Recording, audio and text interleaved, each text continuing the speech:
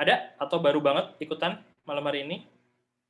Terus pertanyaan kedua, adakah yang baru kenal dengan saya atau sama sekali sebelumnya belum pernah dengar Shopee Mas Gomet gitu. Terus ada ikut-ikutan aja lah gitu. Nanti kita kenalan ya kalau yang belum belum kenalan belum kenal dengan saya kita kenalan biar kita lebih akrab lagi. Siap Mas Johan baru ikutan ya. Mudah-mudahan kita bisa belajar bareng Mas malam hari ini. Biasakan juga teman-teman kalau misalnya memang kita ikut sebuah event, baik itu event offline ataupun event online, selalu siapkan catatan. Saya kalau belajar itu pasti selalu bawa catatan, misalnya buku ya, buku, catatan, biar kalau misalnya teman-teman nanti dapat insight baru, dapat ilmu baru, bisa langsung dicatat. Kalau nggak misalnya di buku catatan, boleh siapin di HP, di tablet, atau di manapun, terserah teman-teman yang bisa dibuat sebagai tempat catatan atau media catatan. Karena biasanya kalau misalnya kita nggak nyatet, ya nggak tahu mungkin nggak semua orang, tapi kalau tipe saya itu lebih enak dicatat, nanti biar kita bisa lebih ingat kalau misalnya mau mengaplikasikan di hari berikutnya, lebih enak lagi. Ya, selain itu kurang lebih nanti waktunya mungkin sekitar 1 jam saya bakal sharing tentang materi, ya materinya produk launch dan masih reseller. Gimana caranya kita nanti membuat formula untuk launching produk, biar launching produknya itu nggak anyep-anyep banget, nggak asik dari produk udah segala macam, pas waktunya launching berharapnya boom, ternyata kan anyep gitu atau nggak booming gitu. Dan bagaimana caranya kita mengoptimasi pasukan reseller yang sudah kita punya agar nanti mereka bisa benar-benar dalam kata tanda kutip pasif gitu ya, mereka bisa action dengan bareng-bareng mengikuti instruksi kita dan bisa membantu untuk mengoptimasi ketika kita nanti launching produk gitu ya. Nah ini yang baru join berarti ada masuk Mas Johan, Mbak Tama ya tadi saya sempat lihat videonya diaktifin perempuan, kemudian ada Mas Alim juga baru join. Kemungkinan yang lain juga baru join juga gitu ya. Oke, sip, nggak apa-apa. Kita belajar bareng-bareng malam hari ini. Kemudian setelah 1 jam nanti saya sharing materi, saya bakal buka nanti sesi tanya jawab kurang lebih mungkin sekitar 20 menitan atau sampai 30 menit atau sampai beres dia pertanyaannya gitu ya, mau sampai capek juga ayo.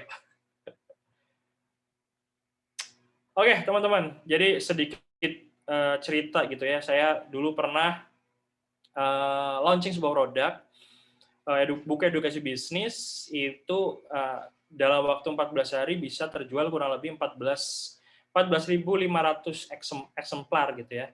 Dan itu tentunya dengan formula, pasti ada formulanya. Kalau misalnya nggak terdokumentasi formulanya atau polanya, itu agak susah untuk mengulanginya gitu. Makanya juga teman-teman setiap kali nanti launching produk itu selalu didokumentasikan polanya. Biar apa? Biar bisa diduplikasi ketika nanti teman-teman bakal launching produk berikutnya gitu ya. Oke, karena ini sudah jam 8 kurang 10 menit, biar nanti juga nggak terlalu malam ya untuk selesainya. Saya izin buat share screen. Sebentar.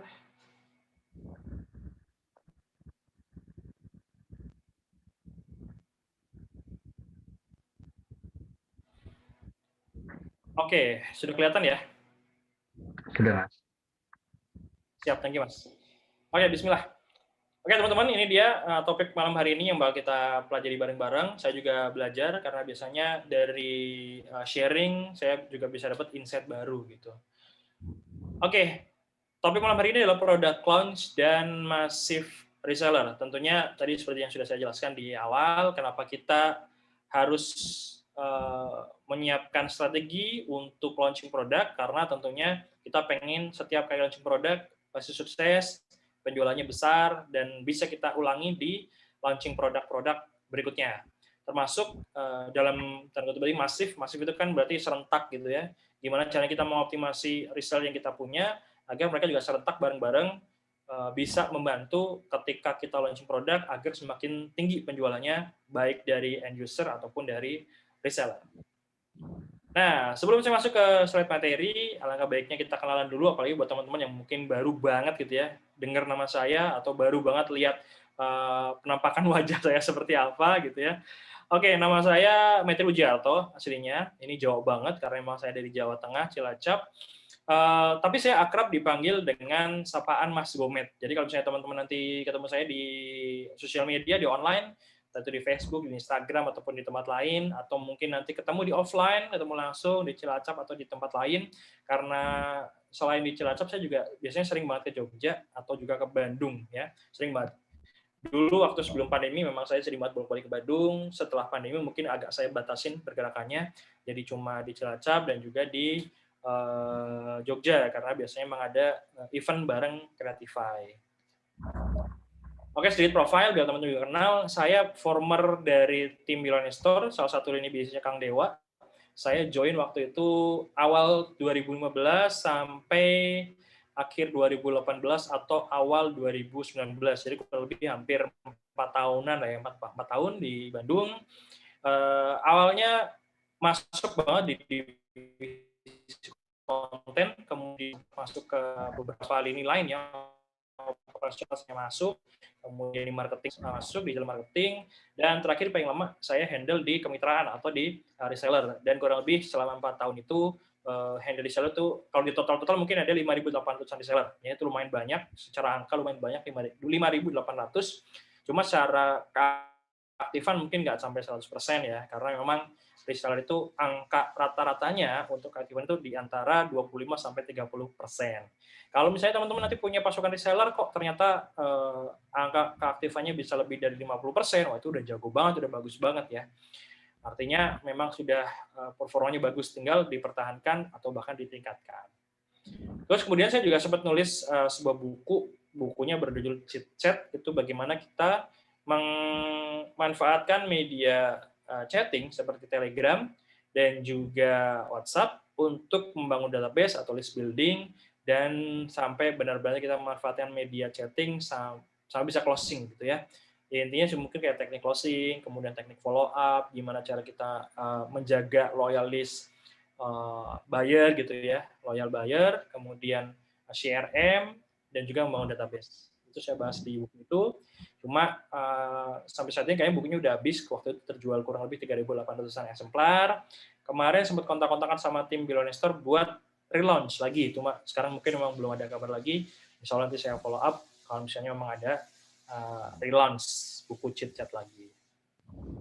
Kemudian saya juga punya beberapa produk digital, ada Reseller Mutant Class yang sekarang udah hampir 3.000 membernya. Kemudian sebelumnya sempat ada e-course chatting formula juga, cuma sekarang udah di-close. Dan sekarang saya aktif, insya Allah nanti ada produk juga, saya punya produk digital, produk fisik, ada jasa, kemudian ada skincare.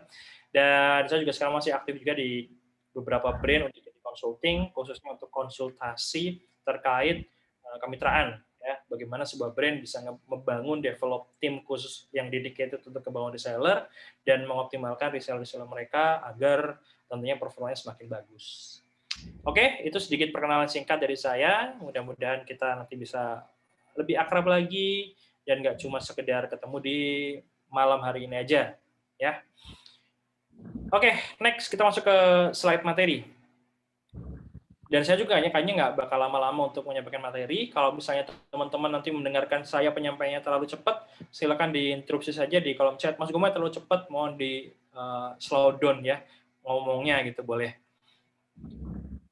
Oke, pertanyaan pertama dari materi malam hari ini.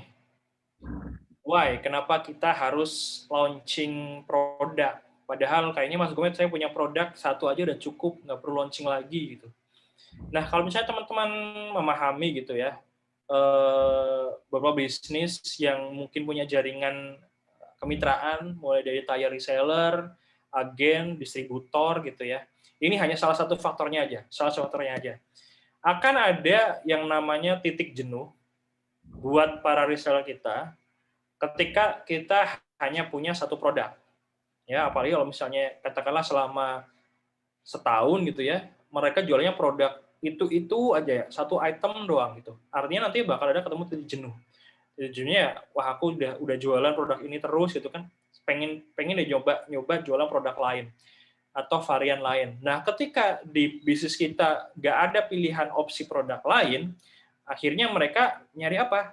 Nyari pilihan produk dari brand lain lah, dari bisnis lain lah, dari kompetitor lah gitu. Itu salah satu alasan kenapa kita harus sering-sering launching produk. Kedua, kalau misalnya kita melihat ke end user gitu ya, yang namanya bisnis dan kita ngomongin dari segi marketing ataupun dari segi sales, pasti kita pengennya juga kita punya existing buyer yang loyal, dan gimana cara membuat mereka loyal adalah dengan adanya repeat order. Nah, kalau misalnya kita harap ada repeat order, nggak mungkin produknya satu-satu aja gitu ya. Kecuali memang produknya dikonsumsi habis, langsung beli lagi. Misalnya mungkin yang dikonsumsi itu kayak mie ayam gitu kan. Mie ayam kalau habis ya udah mereka bisa beli lagi, repeat order lagi. Kemudian apalagi baju, fashion. Fashion kalau misalnya teman-teman yang berbisnis fashion, pasti kan ada polanya gitu kan. Misalnya sebulan launching berapa varian baru, berapa model baru gitu kan. Kemudian apalagi skincare juga sama, harus ngeluarin banyak produk baru. Ada serum, ada brightening, ada apalagi essence lah, ada krim gitu kan. Itu kan harus keluar banyak produk baru gitu kan. Termasuk kayak produk digital juga sama. Produk digital kalau produk yang itu aja ya pasti ada titik jenuhnya. Baik reseller yang jenuh ataupun end user yang jenuh gitu ya. Makanya kita harus seenggaknya mengusahakan untuk bisa create produk baru. Nah, ngomongin produk itu sebenarnya ada beberapa kategori ya. Kita lihat di slide berikutnya. Nah, produk itu ada beberapa kategori. Kalau saya bilang ada 3 kategori ya. Ini berdasarkan dengan dari sales. Pertama, ada kategori produk yang fast moving atau kita bilang ini produk yang paling best seller lah, primadonanya ya. Kemudian kategori kedua ada kategori produk yang normal moving. Jadi penjualannya bagus-bagus banget, nggak terlalu, jelek-jelek banget juga enggak. Setiap hari pasti ada keluar gitu. Tapi nggak yang nge-boom banget gitu. Dan yang ketiga ada kategori produk slow moving product. Jadi penjualannya ya ada, cuma pelan banget. Mungkin sebulan keluar berapa item, berapa piece gitu ya. Dan bisa jadi produk yang masuk kategori slow moving ini ada potensi jadi produk atau dead stock gitu ya. Itu kan sangat-sangat riskan ya kalau misalnya yang slow moving ini jadi dead stock. Nah, makanya nanti kita juga bisa mengkategorikan produk-produk seperti apa yang bisa kita usahakan menjadi produk yang fast moving. Seenggaknya ada 3 kategori atau 3 saya bilang syarat produk yang bisa best seller ya. Dan produk ini juga bisa kita create untuk bisa menggait reseller lebih banyak. Karena alasan orang mau join sebagai reseller itu karena ada produk yang masuk kategori ini. Nah, apa saja syaratnya? Pertama, produk yang kita miliki harus berkualitas, ya, berkualitas baik dari benefit atau manfaat produknya memang dia berdampak banget gitu kan, langsung bermanfaat ketika dipakai langsung ada dampaknya atau ada impact-nya, ya. Kedua, ya tadi kan pertama berkualitas. Kedua, marketnya luas. Jadi jangan terlalu sempit gitu ya. Kalau misalnya kita jualan katakanlah apa ya yang market sempit ya. Papan skateboard artinya kan lumayan sempit tuh. Hanya buat orang-orang yang hobi main skateboard. Tapi kalau misalnya kita jualan fashion itu kan luas banget tuh. Jualan gamis itu luas banget marketnya. Ya itu syarat kedua, harus marketnya luas. Kemudian yang ketiga, syarat yang ketiga adalah produk yang kita miliki harus mempunyai tingkat repeat order yang tinggi ya, repeat ordernya kencang gitu loh. Kayak misalnya kita jualan cemilan tuh, cemilan katakanlah satu bungkusnya isinya berapa gram gitu kan, makan yang orang namanya orang ngemil kan nggak kerasa gitu kan, makan tiba-tiba habis, itu kan repeat order lagi. Atau kalau misalnya jualan apalagi kuliner gitu kan, jualan ayam misalnya, itu kan juga repeat order-nya kencang gitu ya. Jualan apa lagi? Jualan baju juga sama. Ketika ini contohnya kayak baju ini deh. Ini brand punya teman saya Jogja, namanya Fatera. Itu tiap bulan pasti ngeluarin dua model baru dan modelnya bagus. Biasanya saya brand order nih, saya udah punya 7 ya koleksi dari brand ini. Itu juga sama. Jadi 3 syarat itu ya yang harus kita punya di produk yang kita miliki. Pertama, produknya harus berkualitas. Kedua, produknya marketnya harus luas. Dan ketiga, produk kita mempunyai tingkat repeat order tinggi. Nah, itu dengan adanya 3 syarat produk ini yang kita punyai, insya Allah bisa masuk ke kategori produk yang fast moving. Oke, terus lanjut ke slide berikutnya. Kita ngomongin sebenarnya apa saja sih tahapan-tahapan yang harus kita lakukan ketika kita akan melaunching sebuah produk. Tapi sebelum itu, ya, saya punya pertanyaan ke teman-teman ya. Apalagi kalau misalnya teman-teman yang hobi nonton film nih, nggak harus film luar ya, film lokal juga boleh. Saya ingin tanya ke teman-teman, silakan nanti jawab di kolom chat ya.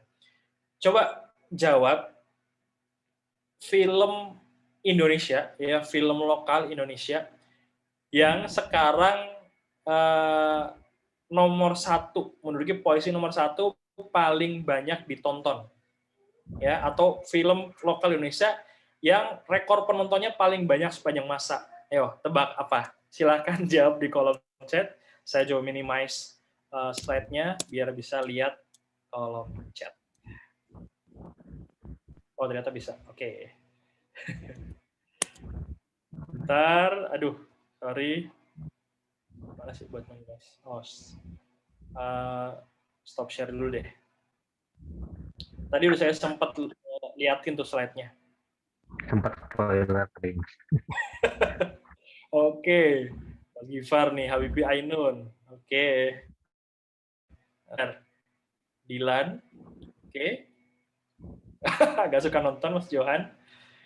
Terus Sabri Albana, Warkop DKI Reborn. Oke. Ada lagi yang mau jawab? Film apakah itu yang nomor satu? Mas Dodi, Warkop. Wah. Ada lagi yang mau jawab? Ini Mas Johan kan nggak suka nonton nih. Kalau saya termasuk sufi ya, suka film.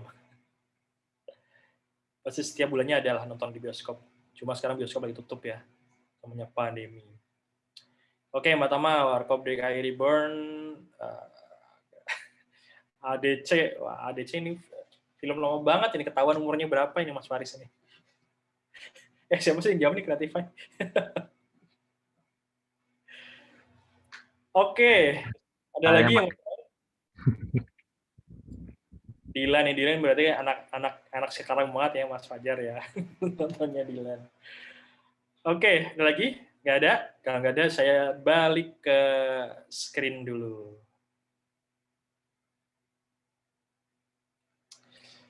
Sip, tadi ada beberapa yang jawab, dan ada beberapa yang jawabnya benar ya. Mungkin karena emang sama-sama kayak saya, favorit suka nonton film. Nah, ini datanya. Ya, ini adalah data film-film Indonesia lokal dengan jumlah penonton paling banyak. Nah, teman boleh lihat, ini saya sengaja screenshot 10 leaderboard ya, top 10 leaderboard film dengan penonton paling banyak di Indonesia. Pertama ya, atau saya lihat dari bawah ya. Nomor 10 itu ada Susana, Bernafas Dalam Kubur. Ya, ini Susana pemerannya siapa? Luna Maya ya. Rumah produksinya Soraya Entertainment. Kemudian nomor 9 ini ada film Ada Apa Dengan Cinta 2. Ya, benar tadi sih ADC itu Pak, ADC 2 gitu ya. Terus ke-8 ada Ayat-Ayat Cinta. Oh, ini keren nih, di tahun 2008 padahal. Waktu itu kan artinya sosial media belum se-haptik sekarang gitu kan. Terus nomor 7 ini ada Warkop DKI Reborn yang kedua ya. Ini part 2. Kemudian yang ke-6 ini Pengabdi Setan punya Joko Anwar. Nomor 5 ini Habibie Ainun ya. 4,5 juta. Nomor 4 Laskar Pelangi, ini juga sama di tahun 2008, sama kayak Ayat-Ayat Cinta. Artinya di tahun itu benar-benar bisa viral tanpa adanya bantuan sosial media kayak sekarang gitu ya. 2008 itu kan zaman-zamannya Friendster kan, belum ada Facebook. Facebook itu booming kalau salah, saya join aja 2009. Kemudian nomor 3 ada Dilan, dan nomor 2 juga sama Dilan 1991 sama Dilan 1990. Dan nomor 1 yang menduduki nomor 1 dengan jumlah penonton 6,8, kalau nggak salah terakhir itu lebih dari 7 juta. Itu ada film Warkop DKI Reborn yang pertama ya, dari Falcon Picture. Nah, sebelum saya lanjut, saya mau tanya lagi. Setelah teman-teman lihat data ini, ya, data film dengan jumlah penonton terbanyak, kira-kira apa kunci dari film tersebut bisa booming dan sukses launching ketika tayang di bioskop? Ya, teman-teman boleh jawab lagi. Saya stop share-nya. Apa kuncinya? Kenapa Warkop, Dilan, terus apalagi tadi ADC, ya? Kenapa mereka bisa punya jumlah penonton yang tinggi gitu? Kenapa kok film-film lain enggak gitu? Apa kuncinya?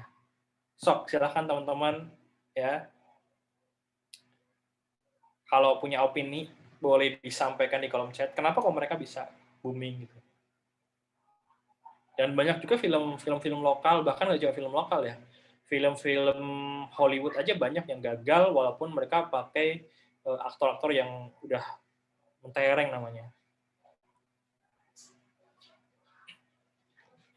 Oke, Mas Fajar, promosi awal jauh sama trailer yang memukau mungkin. Oke. Mas Utwan ada trailernya.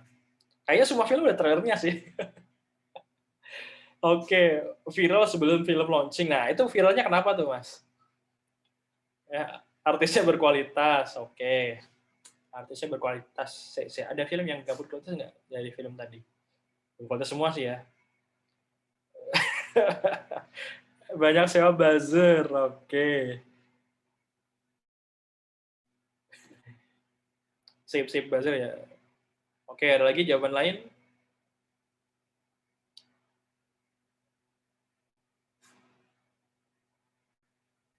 Apa gara-gara ada itu siapa pemeran Dilan?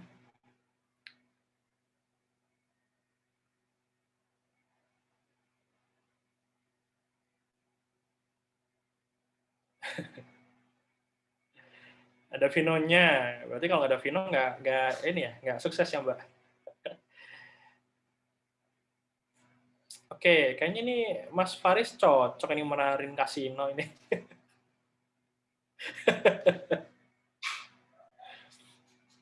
Oke, ada lagi?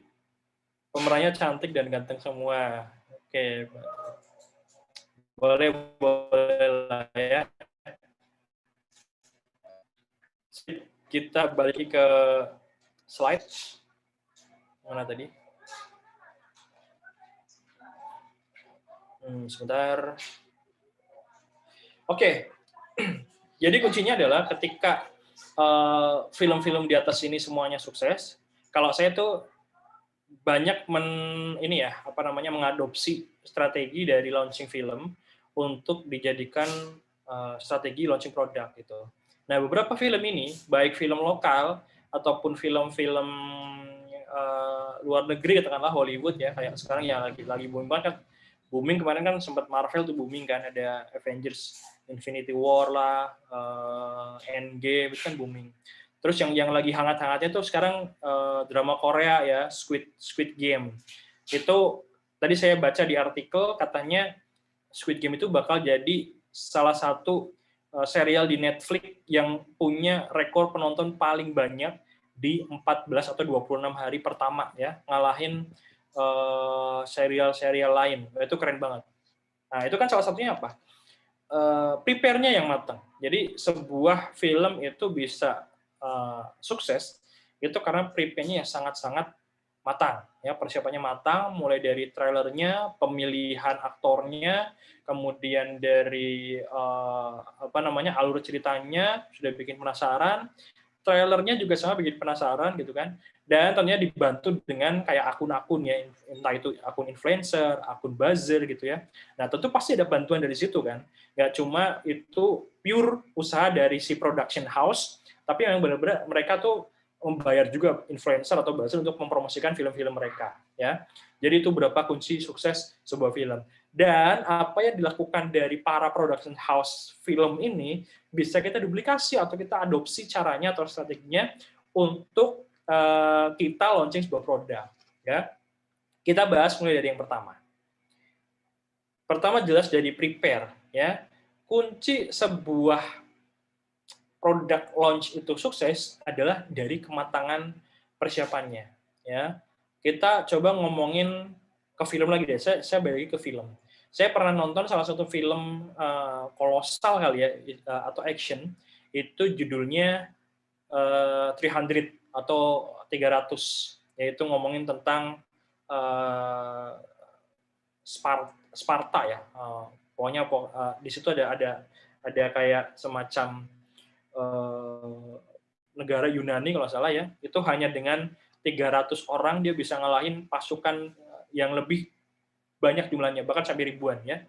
Itu dengan apa? Ya kematangan gitu kan, kematangan persiapan, dia nyiapin pasukan dengan kualifikasi yang sangat-sangat bagus, mulai dari mentalnya, fisiknya bagus, kemudian juga mereka udah ngatur strategi gitu ya. Nah, kuncinya di situ, di prepare dan juga di prepare ya, kematangan persiapan.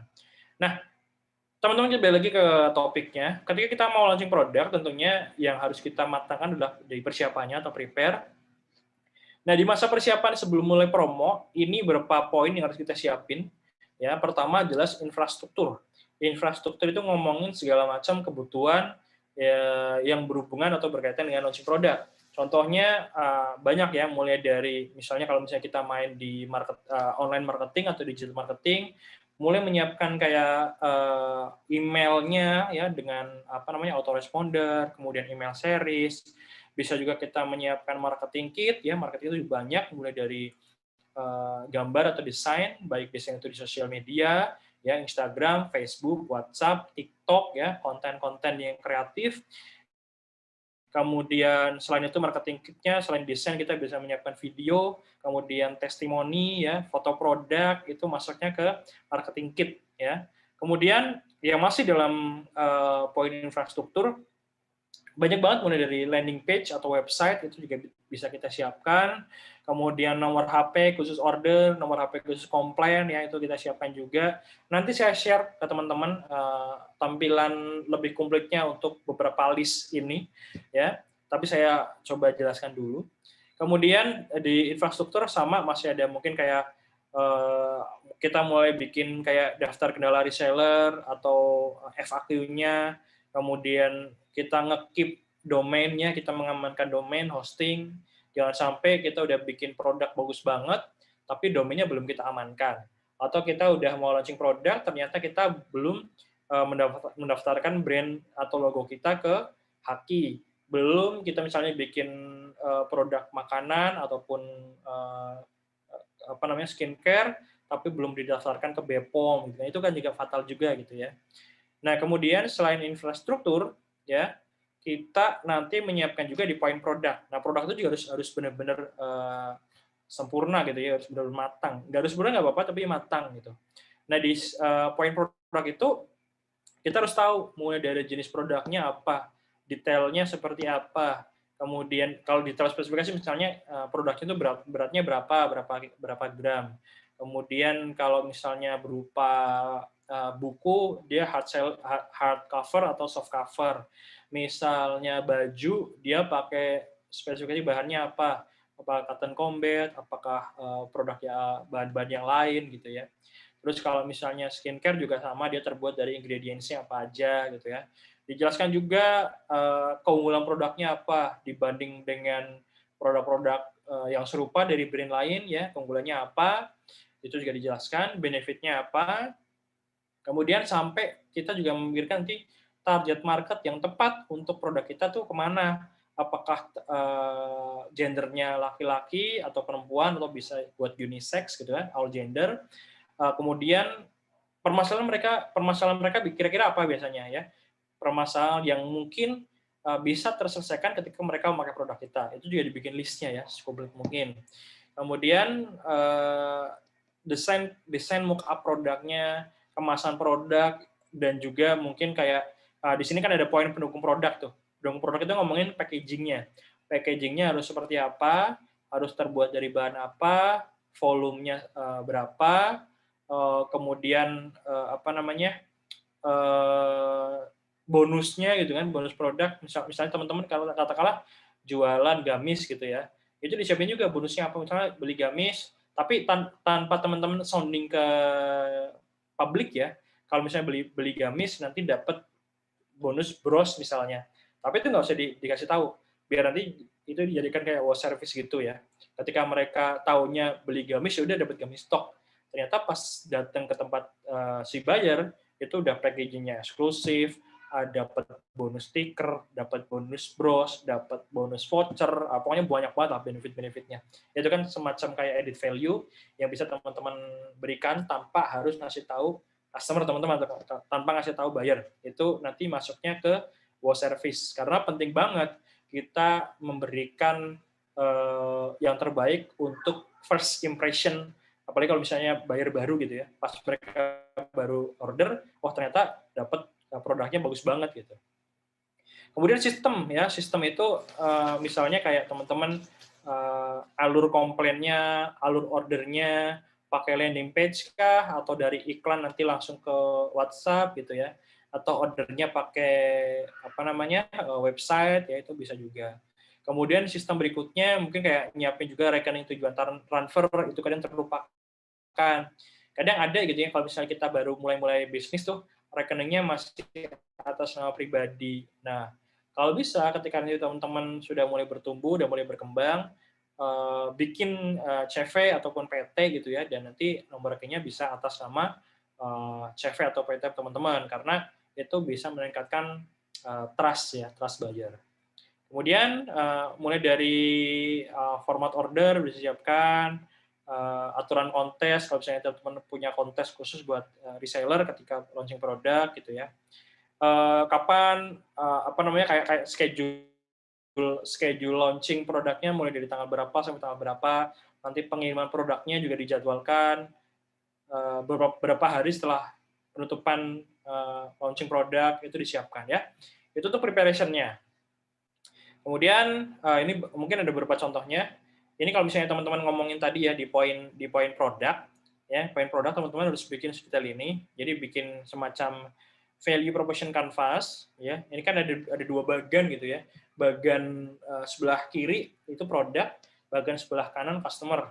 Nanti kalau ngomongin produk, berarti kita ngomongin tentang benefit produknya, ngomongin tentang fitur produknya, dan ngomongin experience atau mungkin nanti kayak kesan apa yang bakal dirasakan sama buyer ketika mereka pakai produk kita. Itu teman-teman bikin dia sedetail mungkin. Benefit atau manfaatnya apa, ya. Jadi misalnya sabun manfaatnya apa buat mengurangi jerawat, buat mengurangi flek hitam, buat mencerahkan wajah, itu bisa. Fiturnya apa? Misalnya fiturnya pakai box yang sangat eksklusif, jadi aman ketika di ekspedisi.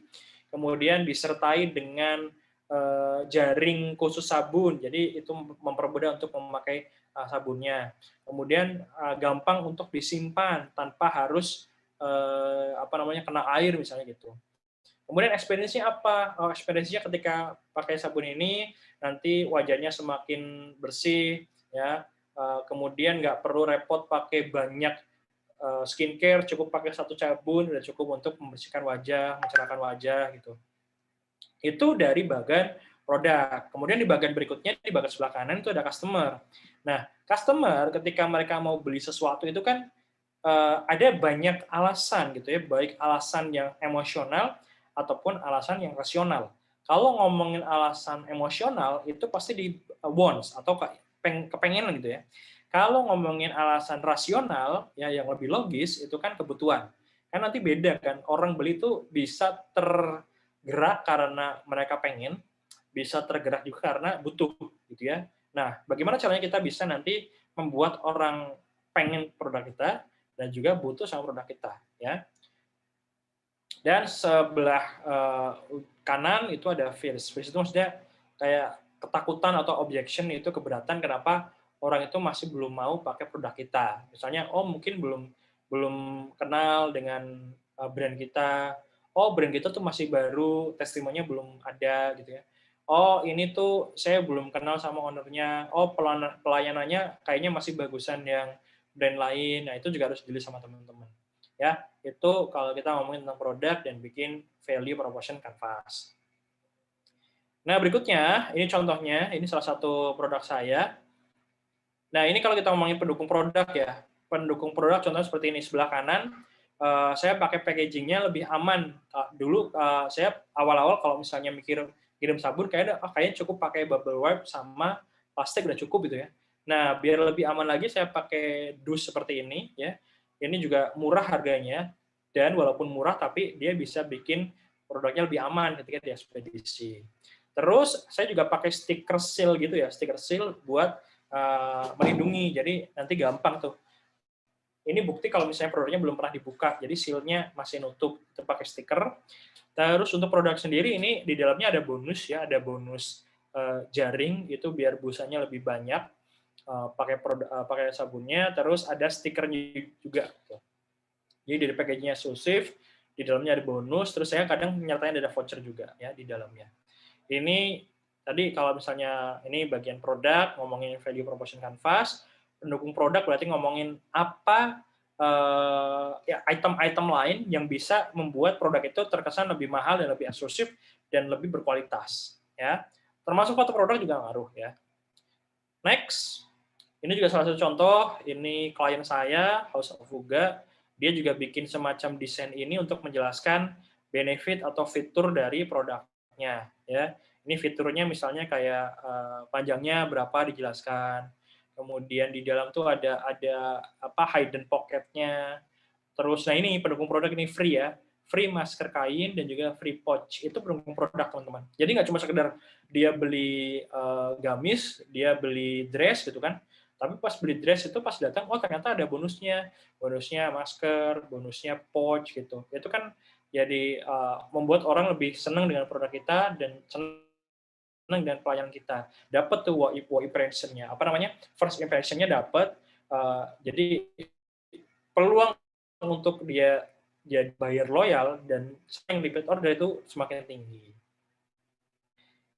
Next, nah tadi udah ngomongin preparation. Nah, step berikutnya setelah kita udah nyiapin segala macam keperluannya, kebutuhan sebelum kita launching ya, kita step pertama jelas mulai membangun awareness ya. Dengan cara apa ya? Mulai angkat isu yang relevan dengan produk. Misalnya kita postingan survei, kemudian postingan permasalahan-permasalahan orang di masa pandemi misalnya. Katakanlah kemarin saya punya kawan nih di Cilacap juga, dia punya produk mana ya, saya nggak ada. Ada di ruangan sebelah. Punya produk minyak kayu putih, ya minyak kayu putih dengan kandungan ada habatus sauda, ada kuculindi, ada mintnya, ya itu enak ya. Produk itu sangat-sangat fit dengan kondisi sekarang ya. Kondisinya ya pandemi, orang itu takut dengan virus, kemudian apa namanya? Orang itu sangat-sangat aware dengan kesehatan. Akhirnya dia bikin status-status yang berhubungan dengan itu. Permasalahan-permasalahan apa? Misalnya, wah zaman sekarang jangan sering-sering kontak dengan orang gitu kan, cukup apa namanya? Saling sapa aja, nggak perlu salaman. Kemudian oh hati-hati kalau misalnya tetangga kita katakanlah ada yang batuk-batuk, coba jaga jarak, jangan terlalu dekat. Itu kan permasalahan-permasalahan gitu kan. Dan ketika teman-teman sudah nanti udah bikin postingan tentang permasalahan, mulailah angkat solusi-solusinya. Ah teman-teman kira-kira gimana ya kalau misalnya ada satu produk yang ini termasuk yang produk postingan pengandaian ya. Kira-kira gimana ya teman-teman kalau misalnya ada produk yang dia tuh sangat-sangat gampang dibawa, bisa masuk kantong, kalau misalnya kita pakai itu bisa melegakan penciuman kita, nggak perlu takut kalau misalnya kita pilek, takut disangka COVID atau apa gitu ya. Dan ini kandungan obatnya sangat-sangat baik karena terbuat dari herbal gitu. Nah itu bisa seperti itu, bikin postingan seperti itu. Nah kalau misalnya bikin postingan itu kan kita harus nyiapin apa namanya list angle copywriting ya, itu juga disiapin di sesi preparation atau di sesi persiapan. Oke, next. Nah, ini contohnya. Ini contoh yang dibuat sama, kalau nggak salah, Billionaire ya. Ini ada postingan survei nih. Kalian tipe yang mana? Berani diri ngiklan atau entar aja mending gas jualan dulu? Nah, ini kan pengandaian, polling atau survei. Mau ngiklan dulu atau jualan aja biasa gitu. Nah, ini kalau salah ujungnya jualan salah satu buku yang tentang Google Ads kalau nggak salah ya. Jadi intinya di masa awareness ini benar-benar banyak bikin postingan-postingan gitu ya, postingan pengandaian, survei ya. Ini contohnya tadi. Nah setelah teman-teman sudah sukses ya membangun awareness, step berikutnya adalah warming atau manasin. Nah di step manasin ini atau step warming ini sounding value dari produk yang kita punya. Dengan cara apa aja? Ada beberapa poin.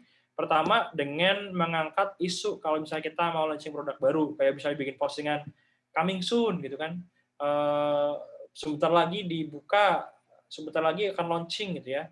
Kan teman-teman sering lihat kayak gitu kan.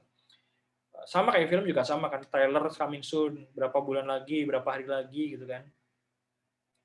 Terus, jelaskan juga tentang keunggulan produknya, ya keunggulan produknya tadi sempat kita bahas juga waktu di ngomongin produk, apa saja benefitnya, apa saja fiturnya, apa saja manfaatnya itu kita bahas.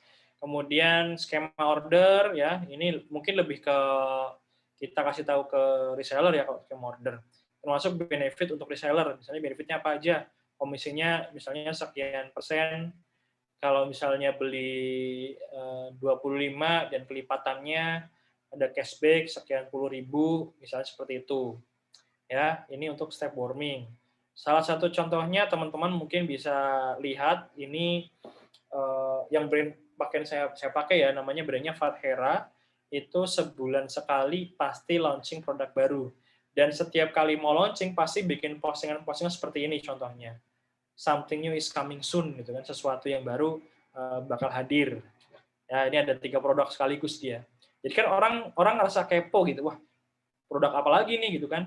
Dan nggak langsung dimunculin produknya kan, baru sepotongnya cuma lengannya doang gitu kan, lengan dari beberapa baju yang dia dipegang gitu kan. Orang penasaran, wah produknya gimana, modelnya kayak gimana, harganya berapa gitu. Intinya di masa awareness dan masa warming itu kita benar-benar kayak apa namanya bikin orang tuh penasaran atau kepo sama produk kita ya. Kayak misalnya kita balik ke film gitu kan. Film yang sekarang lagi bener-bener hype dan bikin penasaran apa? Spider-Man. Ya, Spider-Man itu kan bikin penasaran dan munculnya ada musuh-musuh lama gitu kan, ada Dr. Octopus. Itu kan bikin penasaran kan orang bakal apa namanya mengira-ngira kayaknya bakal ada Spider-Man yang lain dari masa lalu gitu. Ya, intinya bikin bikin penasaran.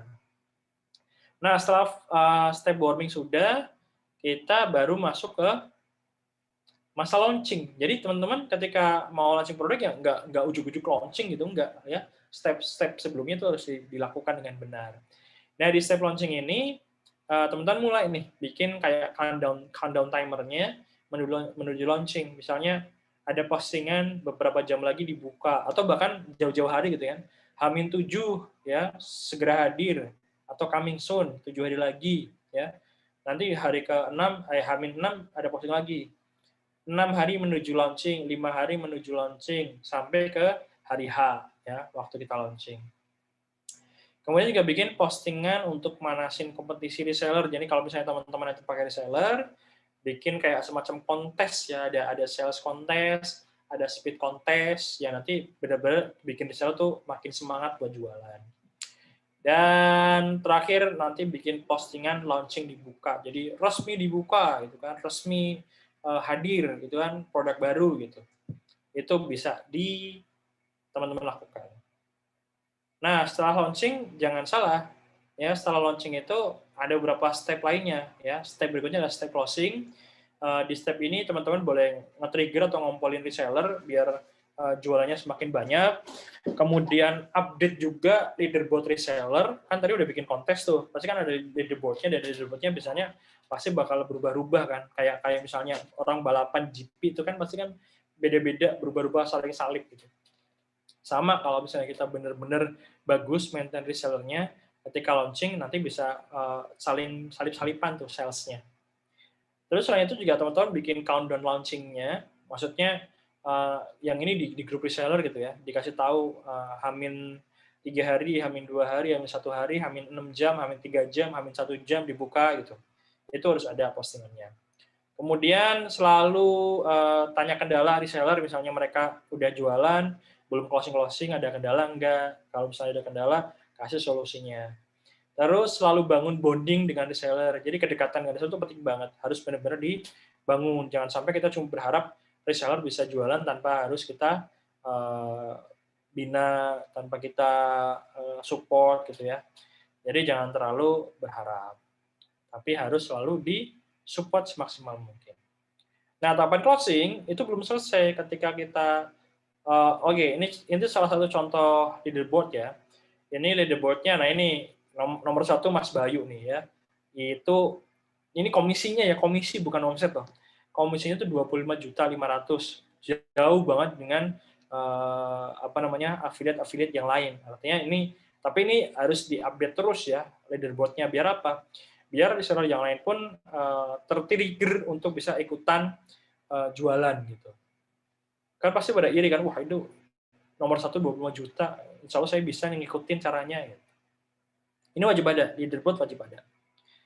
Kemudian step terakhir itu after sales. Jadi setelah launching, jangan langsung teman-teman selesai gitu, enggak. Tapi ada tahapan after sales. Nah, di tahapan after sales ini, yang kadang itu sering banget kelupaan gitu ya, enggak dilakukan sama orang gitu. Jadi setelah launching, ya udah gitu. Launching selesai, produk dikirim, selesai. Tapi enggak ada apa-apa setelah itu. Nah, di step after sales ini, teman-teman bisa lakukan berapa poin ini. Pertama, bisa bikin postingan ucapan terima kasih. Baik ucapan terima kasih buat buyer yang sudah order, atau ucapan terima kasih ke reseller yang sudah ikut ngebantu jualin selama masa launching. Itu penting banget. Jadi orang itu, kita sebagai business owner gitu kan, sebagai pengusaha, bahkan nggak cuma sebagai pengusaha ya, kita sebagai ya manusia yang berakhlak dan beretika gitu ya, dan beradab, kan pasti diajarin gimana caranya menjadi orang yang punya attitude bagus, itu dengan apa? Dengan sering-sering mengucapkan 3 magic word ini ya. 3 magic word ini adalah maaf, tolong, terima kasih.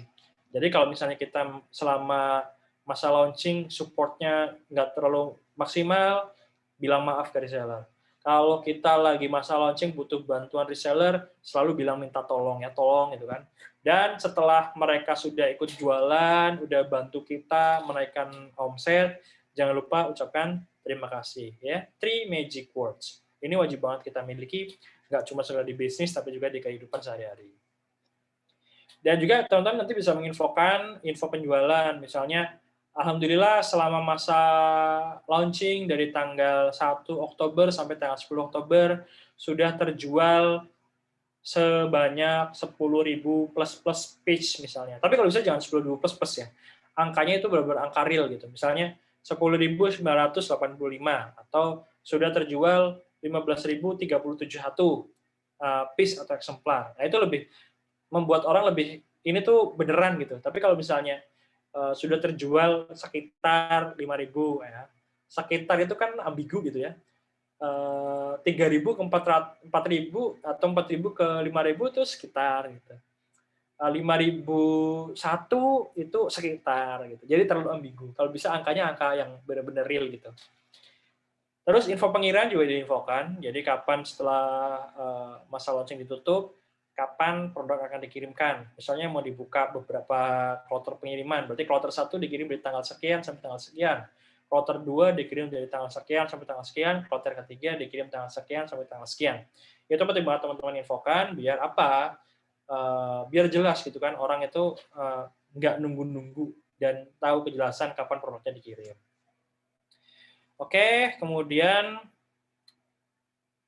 nah ini contohnya, ya ini punya salah satu kawan saya di Purwokerto, punya produk buku anak ya, namanya Raya Kreativa, dengan produk bukunya berjudul Birrul Walidain.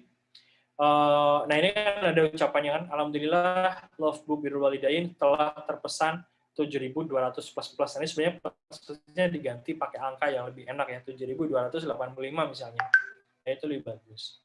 Ini ada ucapannya kan, ada ucapannya, terima kasih untuk seluruh sahabat Raya yang sudah order misalnya. Itu nanti bisa dipertegas di caption atau di copywriting-nya. Oke, sampai sini teman-teman kebayang? Sebelum saya lanjut ke slide berikutnya, ada yang mau ditanyain dulu nggak? Slide berikutnya ngomongin tentang peran reseller tentunya.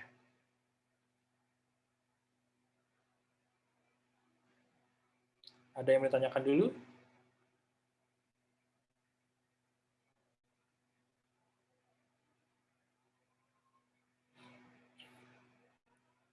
Kalau nggak ada, saya lanjut lagi. Nggak ada?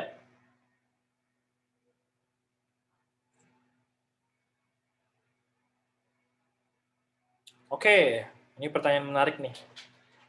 Dari Sabri Albana. Ini Mas atau Mbak nih?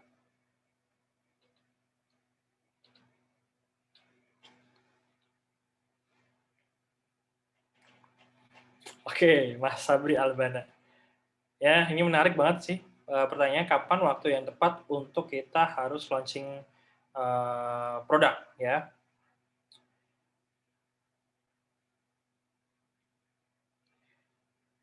Oke, dari pertanyaan dari Mas Sabri ini, sebenarnya ada beberapa cara gitu ya, atau pola yang bisa dilakukan untuk launching produk.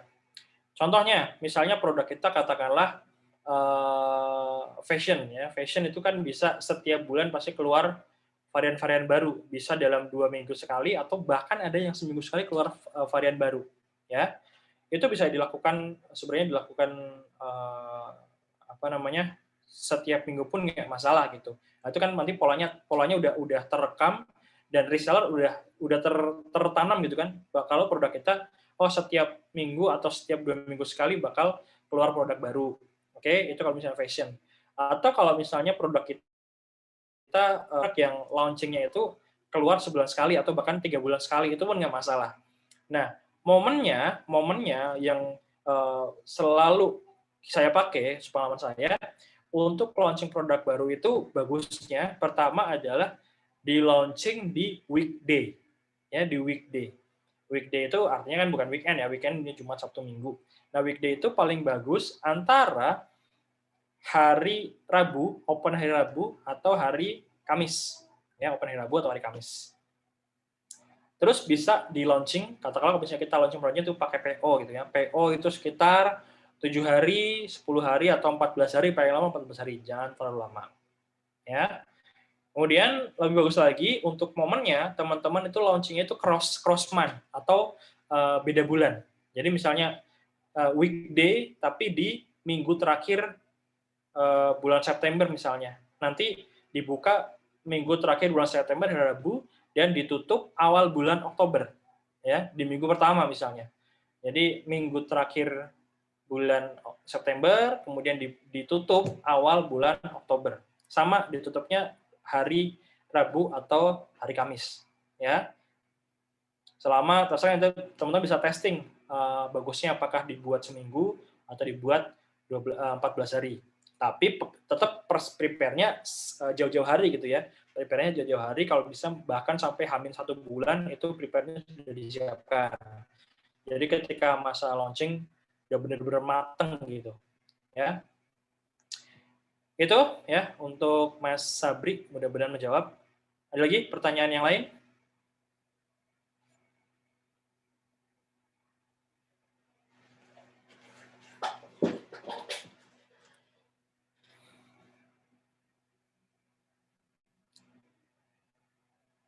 Oke, ini juga ada Mas Alfian ya. Baru ikutan Zoom saya, Mas. Ya, sebelumnya kok nggak pernah kelihatan. Baru pertama kali, Mas. Iya, kemarin kemana, Mas? Izin belajar. Siap, monggo.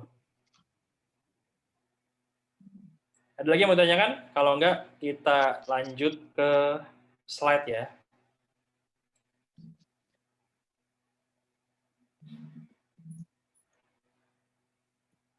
Oke, karena nggak ada, kita lanjut ke slide dulu. Saya balik share screen.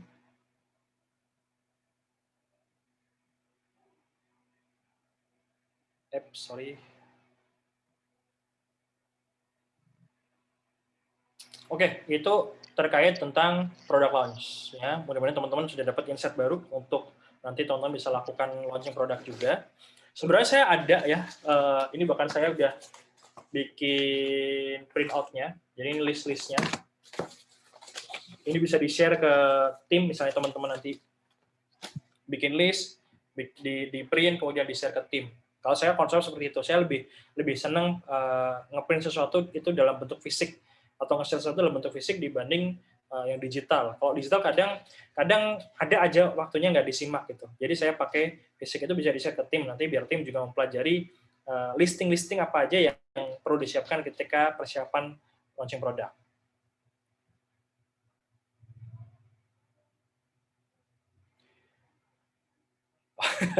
Mas Lutfan mau, siap nanti saya share ya. Mudah-mudahan bisa saya share.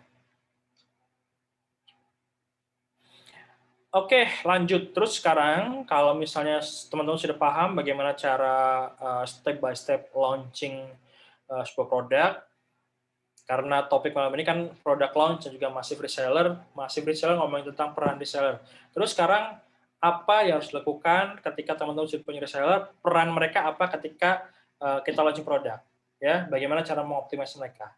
Oke, yang teman-teman harus pahami dulu adalah kenapa kita harus punya reseller dulu, ya.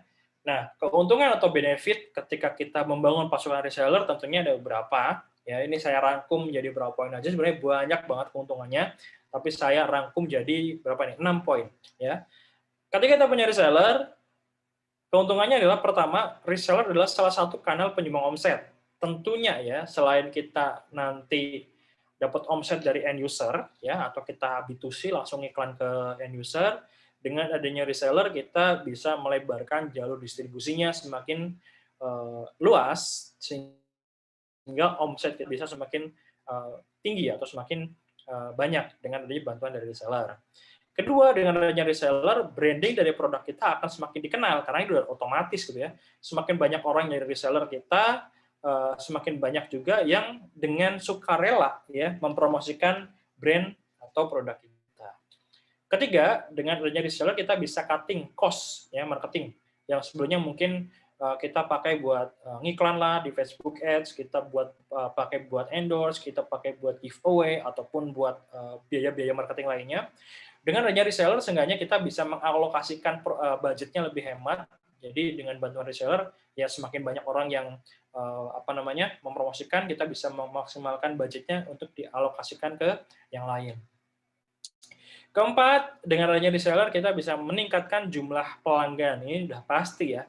Apalagi kalau misalnya kita punya ratusan reseller, bahkan sampai ribuan reseller, dan kita bisa create reseller-reseller yang produktif, bahkan mereka punya database atau jaringan yang banyak, wah itu udah enak banget ya, kita punya banyak pelanggan.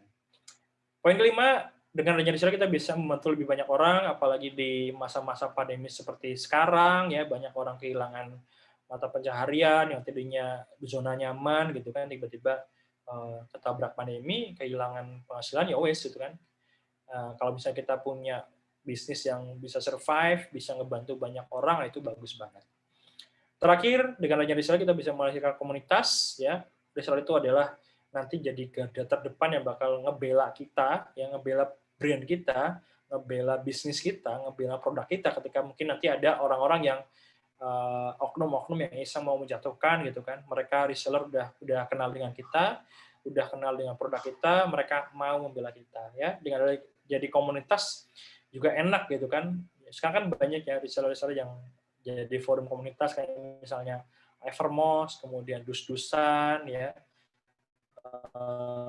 Apalagi apa MS Glow, SR12 itu udah jadi kayak komunitas gitu. Ya itu keuntungan kalau misalnya kita punya reseller. Nah, teman-teman juga harus pahami, nanti dari sekian banyak reseller yang kita punya, itu nggak bakal semuanya aktif, nggak bakal 100% mereka bakal aktif dan menghasilkan. Karena apa? Karena nanti bakal ada hukum alam atau hukum Pareto gitu ya.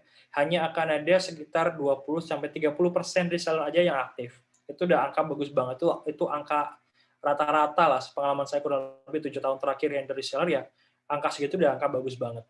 Kalau misalnya teman-teman masih di bawah 20%, berarti memang ada yang perlu diperbaiki dengan cara teman-teman handle resellernya atau maintain resellernya.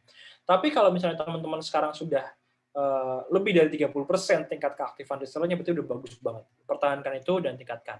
Nah, kenapa bisa seperti itu? Kenapa ada hukum Pareto? Ya, itu udah hukum alam banget. Nah, tapi teman-teman harus paham dengan kategorinya. Ada 4 kategori reseller.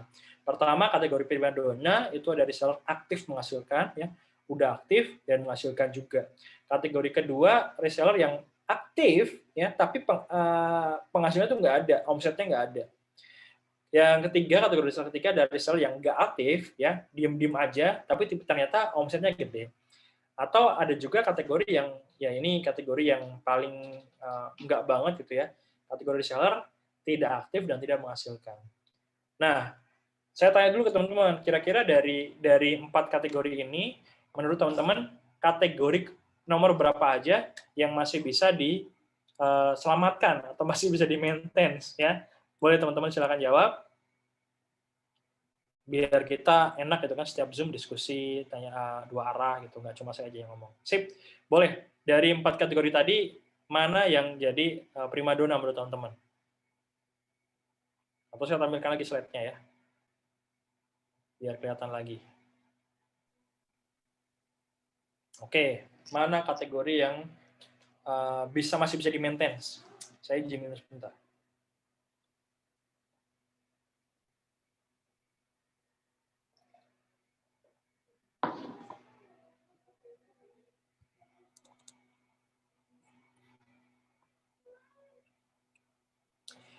Kategori aktif menghasilkan, kategori aktif kurang menghasilkan, kategori nggak aktif tapi menghasilkan, atau kategori tidak aktif dan tidak menghasilkan.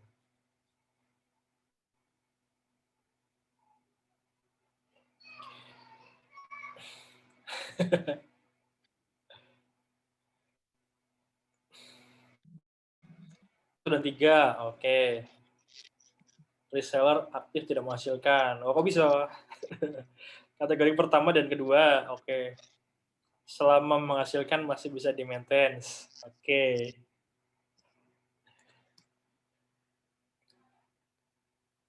Siap. Yang lain?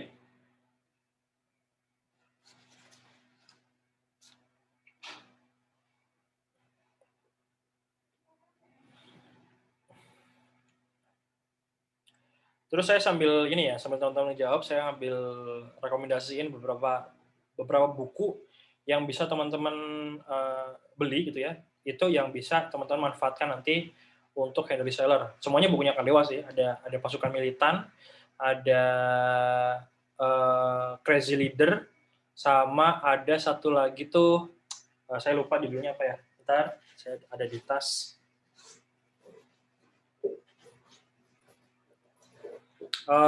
Reseller Gendeng. Ya, jadi 3 buku itu bagus banget. Crazy Leader, Pasukan Militan, sama Reseller Gendeng. Saya pakai itu buat jadi pattern. Oke, udah ada jawaban yang lain?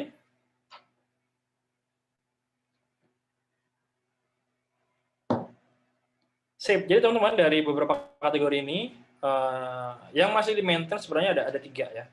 Kategori 1, kategori 2, dan kategori 3. Itu bisa kita maintain.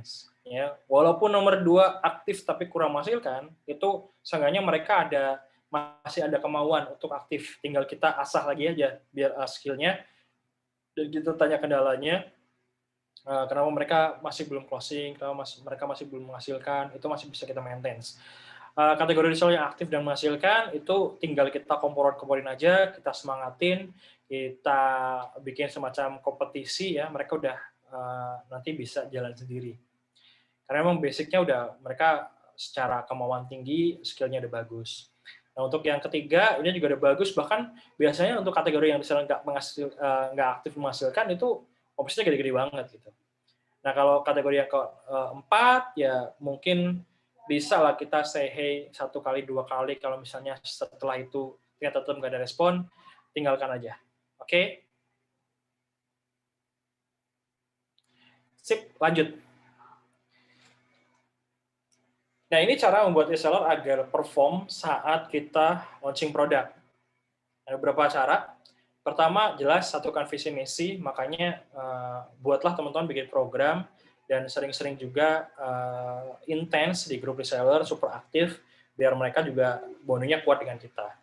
Kedua, create goal, ya. Selain kita bikin goal omset buat bis kita, arahkan juga reseller untuk bisa mereka mau untuk membuat goal atau target omset sendiri. Jangan sampai mereka cuma jualan-jualan tapi nggak punya goal yang jelas, ya. Setelah bikin goal, ajarkan mereka juga untuk cara membuat project management. Nah, untuk membuat project management, saya biasanya pakai tools namanya OKR, ya, Objective Key Result. mudah-mudahan di lain kesempatan saya bisa ngejelasin lebih detail tentang OKR. Nah, setelah selesai, teman-teman juga bisa buat program reseller, ya, bisa bikin semacam, kalau misalnya teman-teman sering lihat launching produk, itu pasti ada yang namanya sales contest dan juga speed contest, atau mungkin ada reward nanti secara akumulasi, itu juga bisa. Nah, siapin juga nanti edit value-nya bisa berupa reward, ya, bisa berupa bonus, bisa berupa care, sering japri, sering telepon, tanya kendala gitu ya. Reward-nya juga sebenarnya nggak perlu yang neko-neko gitu, nggak perlu ada reward dapat mobil lah, dapat umroh lah, nggak harus. Yang penting reward kecil-kecil nggak apa-apa, tapi peluang semua reseller dapat itu tinggi gitu. Jadi ketika mereka merasa, oh kayaknya saya untuk dapat reward-nya itu masuk akal, realistis. Jadi semua reseller tuh dapat gironya atau semangatnya untuk bisa lebih kencang lagi jualannya. Next, nah kemudian agar reseller masif atau ketika kita launching produk, semua reseller juga ikutan promosi gitu ya. Kita berharapnya nggak cuma 1-2 orang reseller yang aktif, tapi semua reseller benar-benar kompak jualan gitu. Nah, di sini ada beberapa poin yang teman-teman bisa lakukan. Ya, pertama jelas breakdown time schedule, kapan akan launching produk, kapan step warming, kapan step awareness gitu kan. Itu harus dijelaskan. Ya, kita juga nyiapin kebutuhan reseller, baik mulai dari marketing kit, edukasi cara jualan, kemudian tadi ya update leaderboard, kemudian ada grup support buat reseller, sering-sering komporin dan juga controlling juga. Karena kadang kalau misalnya nggak dikontrol sama kita, kadang ada yang loss-loss aja gitu, reseller nggak take action lah, nggak ngerjain tugas lah, nggak promosi lah. Jadi bisa juga nanti bikin KPI harian gitu. Ayo teman-teman reseller, hari ini posting di Facebook sekian status, 3 status misalnya, di Instagram bikin 5 story, di WhatsApp bikin 5 status gitu. Dan itu harus dikontrol gitu. Setiap sore atau setiap malam di grup ya, ada laporan gitu. Ayo reseller A udah ngelakuin ini belum? Kalau udah checklist, kalau belum XXX gitu. Biar apa? Biar terkontrol. Kalau nggak gitu ya gimana bisa jualnya closing bagus si reseller. Tinggal dikompor-komporin aja. Oke, ini step-nya. Kemudian step berikutnya, oh udah selesai ternyata. Jadi itu ya teman-teman, beberapa cara yang bisa teman-teman lakukan untuk bisa memaksimalkan resellernya. Nah, setelah ini slide-nya beres, saya coba share list yang komplitnya ya. Nanti teman-teman mungkin bisa screenshot aja, karena saya nggak bisa membagikan file secara komplitnya. Sebentar.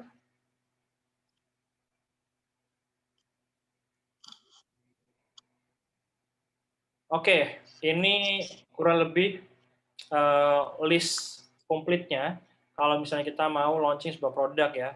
Jadi ada beberapa step, mulai dari nyiapin infrastruktur, nyiapin produk, nyiapin pendukung produk, nyiapin sistem, awareness, warming, launching, closing, dan after sale. Sebenarnya sih udah masuk ya. Udah masuk di slide tadi. Yang belum masuk tuh yang infrastruktur dan produk. Ya.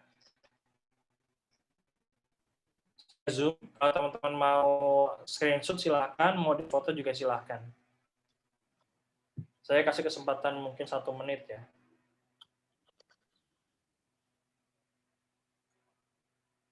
Ada teman-teman yang mau screenshot, sekalian saya juga sih.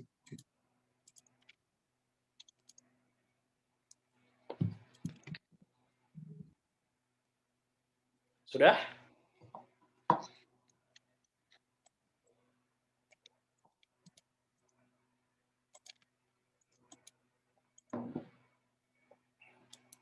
Kalau sudah, saya stop share ya.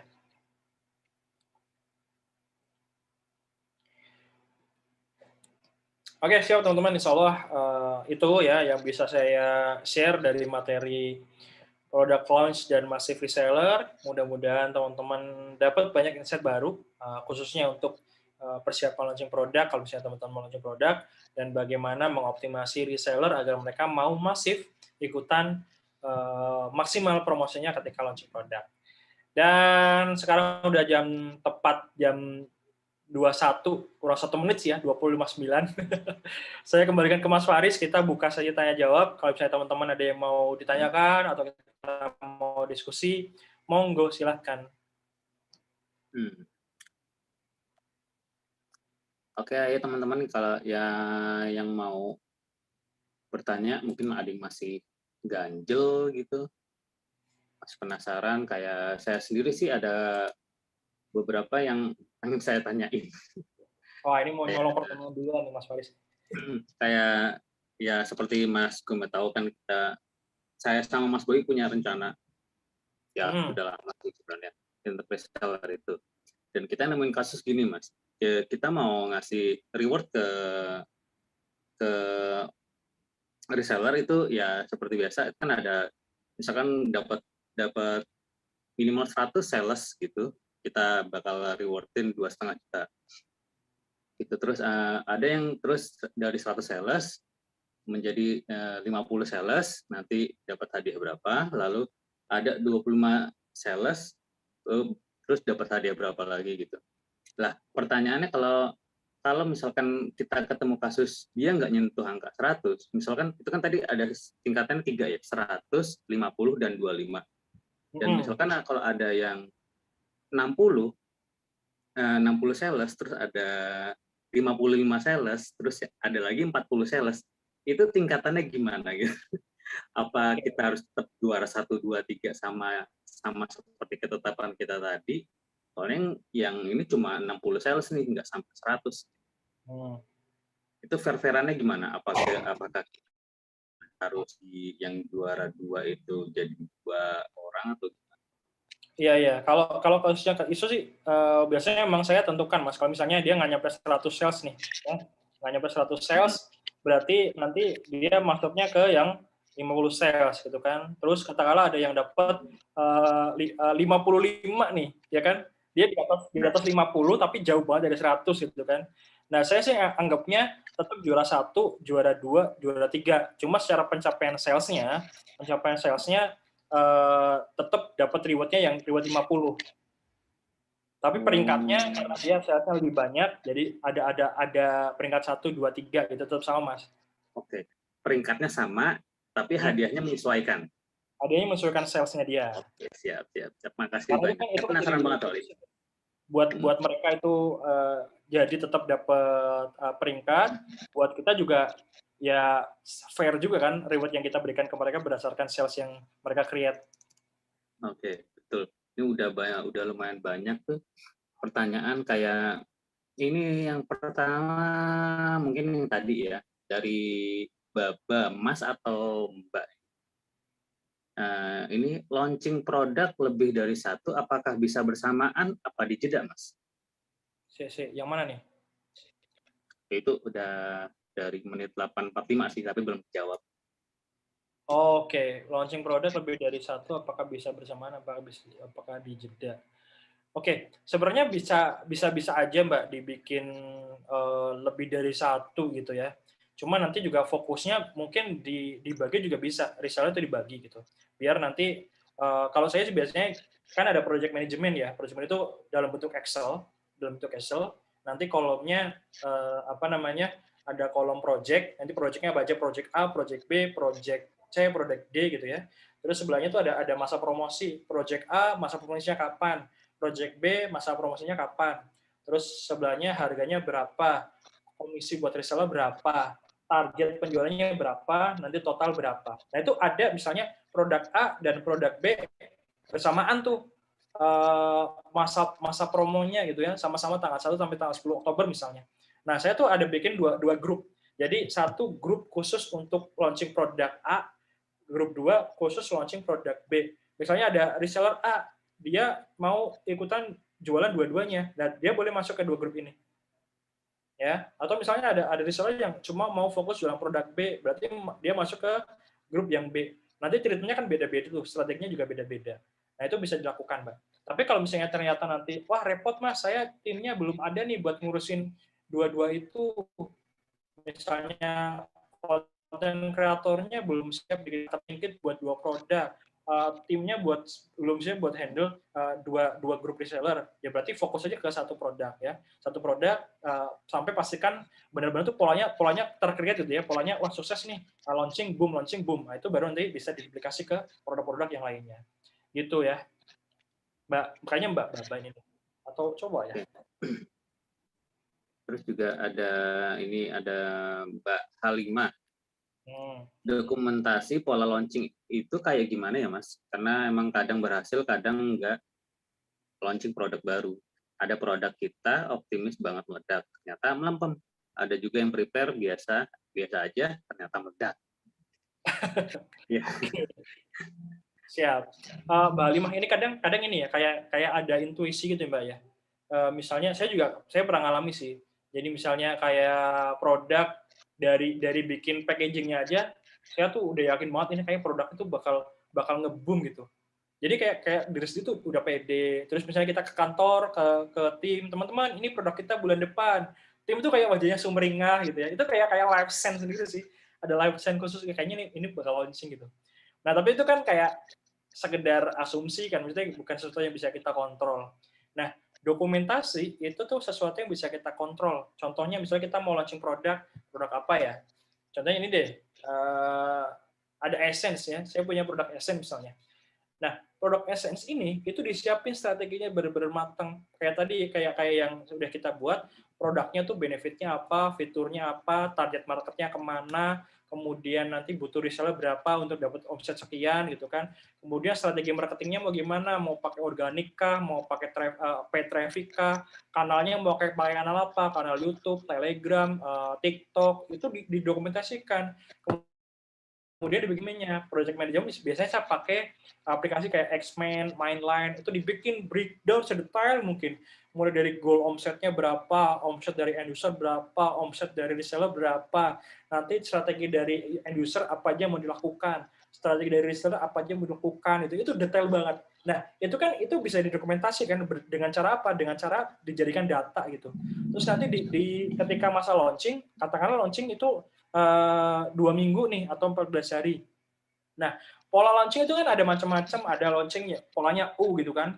Di awal kenceng, tengah-tengah turun, di akhir naik. Ada pola W, di awal naik, sempat turun, di tengah-tengah naik lagi, turun lagi, naik lagi. Itu kan pola, Mbak. Ya, itu yang didokumentasikan. Misalnya di hari pertama, sales hari pertama berapa nih? Oh, terjual 300. Hari kedua terjual 500. Hari ketiga terjual 1000. Hari keempat turun. Hari kelima turun, hari ke-6 naik lagi. Nah, itu kan pola tuh. Nah, ketika pola satu ini udah kita dapat, kita coba di launching produk kedua. Apakah sama polanya atau enggak? Apakah justru cenderung turun atau naik? Kalau naik, berarti kita coba ke launching produk yang ketiga. Kalau kita 3 kali launching berturut-turut sukses, berarti ini jadi pola, benar-benar pola yang bisa kita lakukan atau kita duplikasi, bahkan kita tingkatkan 2 kali lipat di launching yang ke-4. Gitu, Mbak Halimah. Dan pola ini kan itu bisa nanti terkolek dari beberapa lini tim kita ya. Kayak misalnya desain seperti apa yang ternyata bagus, kemudian copywriting seperti apa, angle-nya yang menarik, kemudian iklannya tuh harus pakai formula apa, targetingnya kemana, berapa campaign, berapa ad set gitu kan. Kemudian timing yang tepat itu dari tanggal berapa sampai tanggal berapa. Nah itu Mbak yang saya bilang pola itu. Memang agak jelimet dan ribet ya. Tapi kalau udah bisa dapet white out tuh untuk launching produk di berikutnya bisa booming lah. Gitu kurang lebih Mbak Halimah. Nanti kalau masih belum mudeng dari malam hari ini, ikutan aja tanggal 6-7 Oktober saya ada workshop bareng Kreatifnya di Jogja. Ya, insya Allah saya bahas komplit banget lah selama 2 hari. Kalau webinar kan cuma berapa sih, 1,5 jam lah. Kalau di workshop bisa 2 hari komplit kita tanya jawab. Bahkan setelah workshop kita mau kumpul-kumpul di lobi hotel juga hayep. Oke, gitu Mbak Halimah. Moga menjawab ya. Ini sebenarnya masih banyak lagi nih, kayak nih dari Tama Lovera. Ini juga saya pernah ngalamin. Saat launching produk, bagusnya kasih promo apa ya Mas? Promo harga diskon atau promo harga normal tapi diberikan bonus dalam bentuk lain? Soalnya kalau saya pribadi tuh kayak dilema gitu. Kalau saya kasih harga diskon, takutnya konsumen atau reseller tuh cari diskonnya aja. Setelah diskonnya udah nggak ada, pindah ke lain gitu. Itu gimana Mas? Iya benar Mas. Jadi promo diskon itu sebenarnya kan jadi dilema ya. Dilemanya adalah tadi kayak seperti yang kata Mas Faris bilang. Ketika kita sering bikin promo, ya customer ataupun reseller pasti mikirnya, order nanti aja lah. Misalnya kita lagi ngiklan dengan produk harga reguler gitu ya, mikirnya, halah nanti juga paling promo lagi gitu kan. Nah, makanya saran saya teman-teman, jangan terlalu sering bikin program promo, karena itu benar-benar menjatuhkan dari value produk gitu. Mending ya kita fokus sama value-nya aja. Kalau memang mau pakai launching dengan harga promo, itu di launching perdana aja. Jadi ada harga launching gitu, bukan harga promo ya, tapi harga launching. Nanti setelah harga launching ada kan dibikin bertahap kan, ada harga paling murah, ada harga medium sama harga normalnya gitu. Misalnya harga normal tuh 357 misalnya. Harga waktu launching 127. Harga kloter kedua 257 misalnya. Nah, itu bisa dibikin kayak gitu, Mbak. Ya. Terus kalau misalnya nanti mau katakanlah Mas Gomet saya pengen bikin launching untuk produk reborn atau produk paket bundling. Nah, kalau paket bundling bisa lah dibikin promo. Tapi itu pun jangan terlalu sering sih. Kalau mau intensitas promonya itu yang bundling 6 bulan sekali. Jadi nggak terlalu sering. Kalau misalnya 6 bulan sekali kan dalam 1 tahun cuma 2 kali doang. Jadi nggak ada kesempatan reseller atau buyer bakal mikir, halah pakai nanti ada promo lagi. Nah, itu kan kalau misalnya kita terlalu sering pasti adalah pikiran kayak gitu. Itu benar-benar jelek banget sih buat ngejatuhin gitu, Mbak Tamah. Oke. Mungkin sedikit banyak bisa menjelaskan ya Mbak Tama Lovera. Lalu mungkin ada yang lain.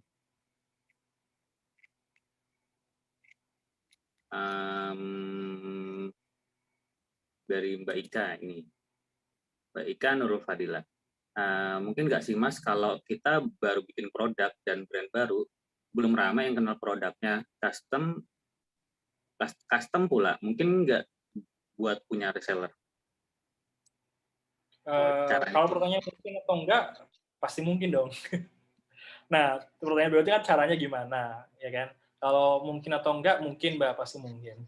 Tapi saran saya sih ketika kita memang benar-benar baru banget mau launching produk, ini launching produk baru banget ya, belum ada record sales, belum ada testimoni, ya memang baiknya ada dulu itu ya.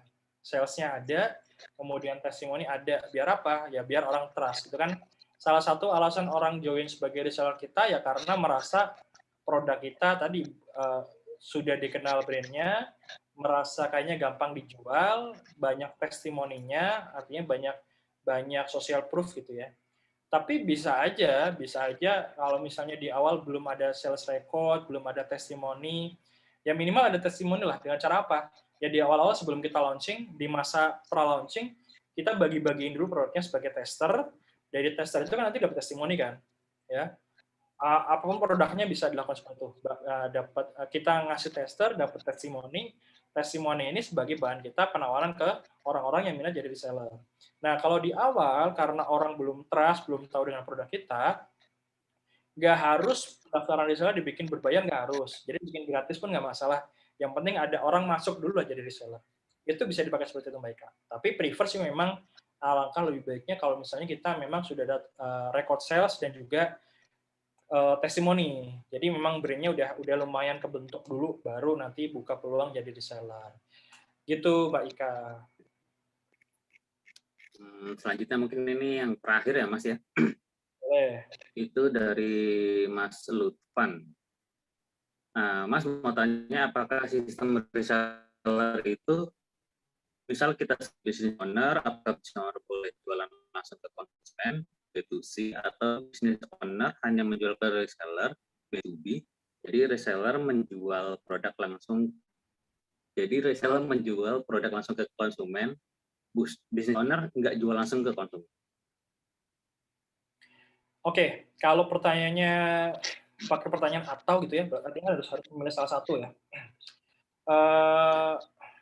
Baiknya sih kalau memang kita sudah pakai komitmen dengan bisnis model B2B, ya tentunya kita mempercayakan semua penjualan ke mitra ya, ke reseller. Cuma terkadang pahitnya itu adalah Kalau misalnya kita sudah mempercayakan semua penjualan ke reseller atau ke mitra, mereka tuh nggak tembus target atau nggak sesuai dengan apa yang kita harapkan. Itu kan parahnya di situ. Makanya nanti sebenarnya bisa dibikin kesepakatan sih antara Mas Lutfan gitu kan dengan para mitranya. Contohnya seperti ini. Teman-teman reseller, pusat nggak bakal jualan, jadi semua penjualan bakal dipasarkan ke reseller dengan syarat teman-teman bisa tembus target omset sekian ratus juta dalam per bulan misalnya seperti itu. Jadi ada kesepakatan. Kalau misalnya nggak tembus sekian ratus juta per bulan, maka pusat boleh jualan. Itu bisa seperti itu. Atau kalau misalnya Mas Lupa tetap kekeh, Mas saya pengen B2C jalan, B2B juga jalan. Itu boleh. Asalkan ada rules yang disepakati di awal gitu kan. Yang contohnya misalnya pusat nggak boleh jualan sesuatu yang reseller nggak bisa melakukan itu. Misalnya pusat bikin promo nih, setiap customer yang beli 5 misalnya dapat bonus apa. Dan sedangkan reseller nggak bisa membuat bonus itu. Itu kan bukan sesuatu yang fair gitu kan. Nah, itu bisa di situ. Jadi intinya lebih ke kesepakatan di awal sih sama reseller. Gitu, Mas Lutfan. Oke. Mas Lutfan, sedikit terjawab ya pertanyaannya. Mungkin ada lagi atau karena udah hampir 2 jam ya? Belum ya? Jam.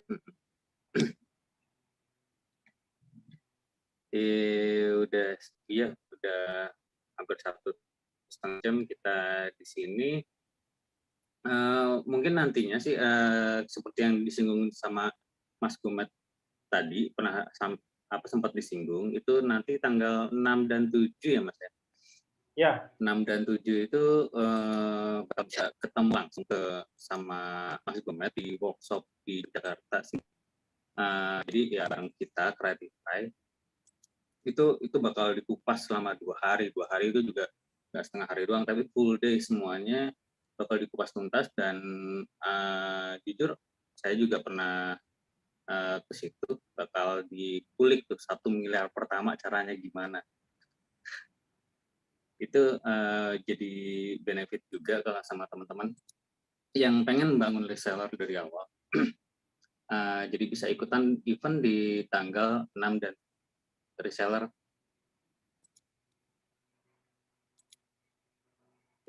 Mutan Class di 6 dan 7 Oktober di Yogyakarta. Dapat kaos Iya, saya juga harus ikut. Kemarin cuma 1 hari bisanya. Nanti juga ada grup support dan kalau mau tanya jawab juga ke kita nggak langsung ninggalin kok. Jadi di grup nanti masih berlanjut kalau misalkan ada yang masih penasaran nggak sempat nanya di sini ya kita masih open di grup. Jadi segala macam pertanyaan yang berhubungan sama reseller tentunya atau yang lain juga bisa langsung ditanyakan ke grup aja, ke grup WhatsApp. Oke, sepertinya waktu sudah mulai mau jam 9:30 ini. Mungkin Mas Gumet ada yang mau disampaikan lagi? Simpel sih Mas, terima kasih buat teman-teman yang udah hadir malam hari ini, sudah belajar bareng-bareng, sudah menyimak materi selama kurang lebih 1,5 jam. Mudah-mudahan banyak insight yang bisa teman-teman dapatkan dan diaplikasikan. Saya doakan teman-teman mudah-mudahan selalu diberikan kesehatan, itu yang paling utama, selalu diberikan kelancaran, dan apa yang kita lakukan mendapat dari Allah dan juga banyak bermanfaat dan berkah buat banyak orang. Ya, saya ucapkan itu terima kasih. Terima kasih juga Mas Faris yang udah menemani saya malam hari ini. Saya pamit ya. Assalamualaikum warahmatullahi wabarakatuh. Sama-sama Mas. Terima kasih banyak. Waalaikumsalam warahmatullahi wabarakatuh. Oke, teman-teman, dengan ini juga saya tutup seminar untuk malam ini. Dan ini bakal saya rekam. Ini tidak direkam sih, bukan saya rekam. Nanti linknya bakal saya share di YouTube dan linknya saya share juga di grup Jadi yang mungkin ketinggalan bisa nyimak ulang. Oke, sekian dari saya, perwakilan dari Creatify. Assalamualaikum warahmatullahi wabarakatuh.